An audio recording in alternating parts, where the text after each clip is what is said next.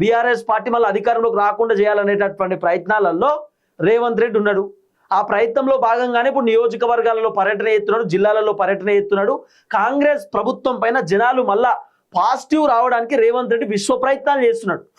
ఇప్పుడు already Revanth Reddy 99 days action plan అని పెట్టిండు, మీకు ఐడియా ఉండే ఉంటుంది. ఈ 99 డేస్ యాక్షన్ ప్లాన్ ఏందట అంటే 99 రోజులలో ప్రజల సమస్యలన్నీ పరిష్కారం చేస్తున్నాడు రేవంత్ రెడ్డి. ఆ 99 డేస్ యాక్షన్ ప్లాన్లో ఊరికి గ్రామ పంచాయతీకి లీడర్లను పంపించి ఊళ్ళో ఉన్నటువంటి సమస్యలన్నీ కూడా రేవంత్ రెడ్డి తెలుసుకునేటటువంటి కార్యక్రమం చేసిండు. చాలా దరఖాస్తు పేపర్లు రేవంత్ రెడ్డికి వచ్చినాయి.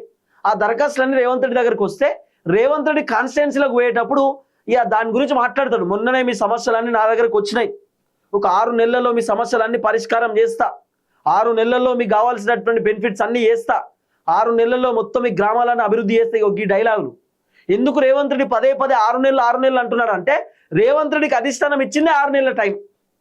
6 నెలల టైం ఇచ్చింది రేవంత్ రెడ్డికి. కాబట్టి రేవంత్ రెడ్డి 6 నెలల్లో అన్ని చేస్తా అంటున్నాడు. 6 నెలల్లో రేవంత్ రెడ్డి పైన ఉన్నటువంటి వ్యతిరేకత ఒడగొట్టుకోకపోతే రేవంత్ రెడ్డి సీఎం పది కథం. 6 నెలల్లో కాంగ్రెస్ ప్రభుత్వం పైన ఉన్నటువంటి వ్యతిరేకత ఒడగొట్టుకోకపోతే కాంగ్రెస్ ప్రభుత్వంలో ఉన్నటువంటి మంత్రులు కథం. ఈ బాధతోటి రేవంత్ రెడ్డి ఆగమాగం అవుతున్నాడు. ఉకుడే ఉరుకుడు పరుగులు, జిల్లాలో పర్యటనని, నియోజకవర్గాలలో పర్యటనే. ఇప్పుడు అవసరం అనుకుంటే రేవంత్ రెడ్డి సమస్యలు ఉన్నటువంటి గ్రామాలలో పోతారట, గ్రామాలలో పోయి జనాల పరిస్థితి తెలుసుకుంటాడట. ఇప్పుడు డైరెక్టు చెరువుల కాడికి పోతాడు, చెరువులు ఎట్లా ఎండిపోయినా ఏం కథ చూస్తారట, ప్రాజెక్టుల కాడికి పోతారట, ఎన్ని నీళ్ళున్నా ఏం కథ చూస్తారట, లేకపోతే పొలాలకు పోతారట. రేవంత్ రెడ్డి కల్లాల కాడికి తిరుగుతారట. ఇది పెద్ద విచిత్రం. ఇప్పుడు కల్లాలలో వడ్లు కొనందే రేవంత్ రెడ్డి ప్రభుత్వం, రేవంత్ రెడ్డి కల్లాల కాడికి పోతారట.